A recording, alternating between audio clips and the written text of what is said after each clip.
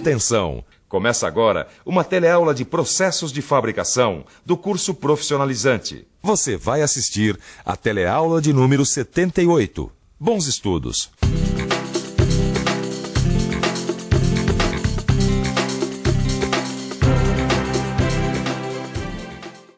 Dá uma olhada nessas peças aqui. Todas elas foram feitas com processos não convencionais de usinagem. Processos que aproveitam a capacidade que alguns materiais têm de reagir quimicamente com outros. A usinagem química e a usinagem eletroquímica, assuntos da nossa teleaula de hoje, são exemplos desses processos. Primeiro, você vai entender como acontece o processo de usinagem química e ver a crescente aplicação desse método em diversas indústrias modernas. Vai ver quais são os passos da usinagem química. Depois, vai conhecer o outro processo, o da usinagem eletroquímica.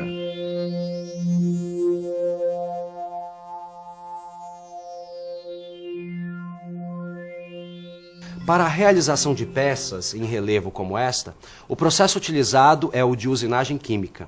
Esse processo se iniciou com os gravadores, artistas que realizavam seu trabalho de maneira artesanal.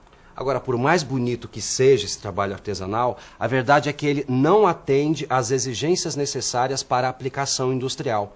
Pois hoje em dia é preciso obter formas, dimensões, arestas e estados de superfícies bem definidos. E isso a usinagem química pode conseguir com a exatidão exigida. A indústria aeronáutica é uma das que mais vem se beneficiando com os procedimentos de usinagem química. O processo contribuiu para diminuir o peso das aeronaves, eliminando os materiais desnecessários das peças. Melhorou a relação resistência-peso, sem prejudicar a resistência mecânica das aeronaves. Os investimentos do setor aeronáutico ajudaram a desenvolver tecnologias para aplicar a usinagem química não apenas ao alumínio, mas também a outros metais, como o ferro, o aço, os inoxidáveis, o titânio e o tântalo. Mais recentemente, com o desenvolvimento da indústria eletrônica e da microeletrônica, a usinagem química recebeu um novo impulso. Peças precisas, delicadas, de pequenas dimensões, sem qualquer deformação do metal.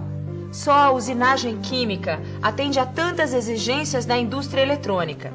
Os circuitos eletrônicos, por exemplo, são impressos em chapas fabricadas de resinas e revestidas com metal, geralmente cobre. As indústrias elétricas e de mecânica de precisão também aderiram à usinagem química. É ideal para produzir em série peças miniaturizadas, cada vez mais usadas na indústria. E muita coisa nova vem aí pela frente. Novas necessidades vão surgindo e novas tecnologias vão sendo desenvolvidas. Mas vamos agora ao princípio básico. A usinagem química consiste em submeter certas partes de uma peça metálica à ação de uma substância corrosiva. Por isso, o que devemos fazer para proteger as partes que não queremos submeter a essa substância agressiva? Vamos pensar um pouco? Vamos pensar um pouco. Bem, para proteger a parte que se deseja, vamos ter que cobrir com algum material resistente à substância corrosiva. Ou seja, temos que fazer uma máscara sobre a peça com esse material insensível, seguindo as formas e as dimensões desejadas. Daí, durante a usinagem, essa parte não é corroída, fica em alto relevo, com o desenho que tínhamos planejado. Para começar o processo de usinagem, é preciso primeiro preparar a superfície a ser trabalhada. Ela deve estar limpa e livre de qualquer gordura. A aderência da máscara na superfície é fundamental para definir com exatidão o contorno desejado, garantindo uma boa usinagem. Para fazer as máscaras, existem vários materiais que são utilizados, como plásticos, borrachas e resinas fotossensíveis. Repare que para fazer uma estampa em relevo, devemos preparar a peça, protegendo as partes que não podem ser corroídas. Depois, mergulhamos a peça na substância corrosiva, permitindo a usinagem química somente nas partes não protegidas. Com isso, a parte que estava protegida fica em alto relevo e a parte que estava desprotegida fica em baixo relevo. Tito, eu não sabia que existiam tantos produtos que a gente pode usar para fazer uma máscara ou uma fotoferramenta. Exatamente. O importante é que resistam à substância corrosiva e que tenham uma boa aderência. E tem que resistir, às vezes, por muito tempo, né? Porque, às vezes, demora até chegar no resultado desejado. Agora, Caio, eu não entendi uma coisa. Por que as máscaras devem ter dimensões diferentes do modelo desejado? A dissolução do metal nunca acontece de forma rigorosamente vertical.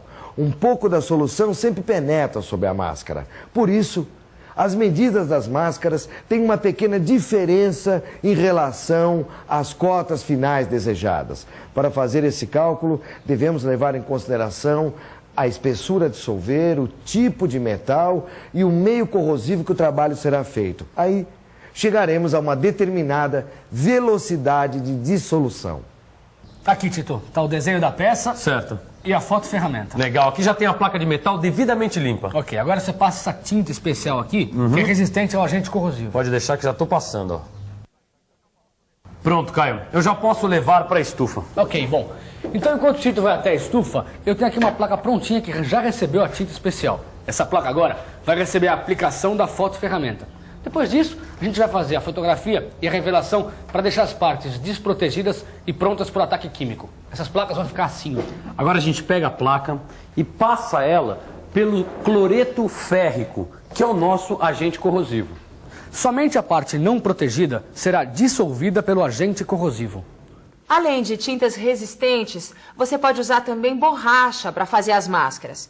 Nesse caso, você desenha o contorno desejado na própria borracha. Depois, você recorta. Daí, você vai ficar com uma máscara como essa daqui. Agora, é só aplicá-la diretamente na peça antes da usinagem química.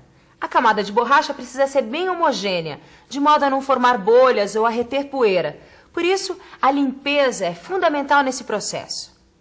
Para trabalhos que exigem grande exatidão, o melhor é usar resinas fotossensíveis. Elas são submetidas à radiação ultravioleta e depois reveladas. A revelação faz aparecer o desenho da peça e deixa a descoberto o metal a dissolver. Mas qual é a vantagem de usar a resina fotossensível? Bem, você pode fazer a redução fotográfica, não é? Diminuir a parte protegida do desenho em grande escala e com exatidão. E quando é usado o recorte manual ou gabarito, essa exatidão vai depender da habilidade do operador. Certo. E depois de revelada, a peça já está pronta para usinagem? Não. É recomendável deixar a peça numa estufa, aquecendo a temperatura uniforme. Pode colocar também numa câmera de radiação ultravioleta. Acontece uma espécie de recozimento, aumenta a aderência e a resistência da resina aos ácidos, o que vai melhorar a qualidade do nosso trabalho.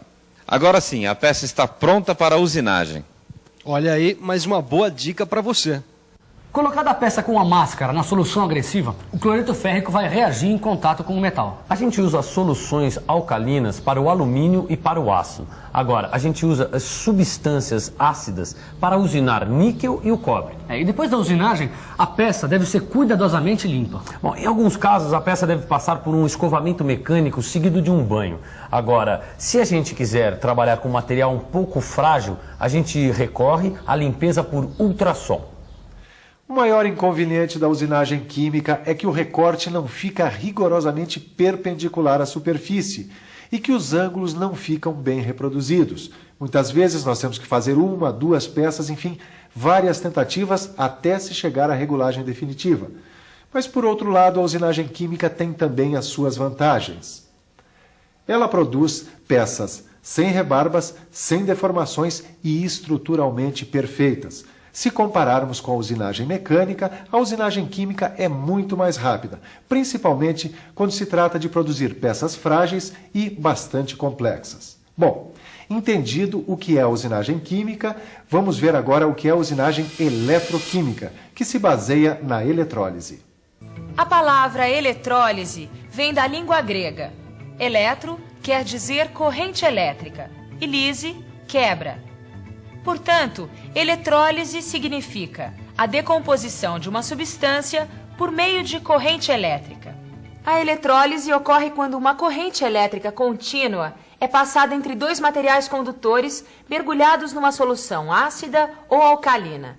Para entender melhor, vamos ver o que acontece dentro de uma célula eletrolítica. Numa solução aquosa de cloreto de sódio, os íons de sódio são positivos e os de cloro são negativos. A própria água tende a se dissociar em H+ e OH-. Quando há uma diferença de potencial entre os dois eletrodos, cria-se um campo elétrico que provoca os movimentos dos ânions negativos para o ânodo e dos cátions positivos para o cátodo. Muitas reações podem acontecer aqui dentro. Se colocarmos ferro, por exemplo. O átomo de ferro reage com a água, formando hidróxido ferroso e liberando hidrogênio. A retirada do material se dá átomo por átomo, conforme as leis de Faraday. Quanto maior a intensidade da corrente, maior a quantidade de matéria removida ou depositada. Essa quantidade é proporcional à valência grama da substância. Por que valência?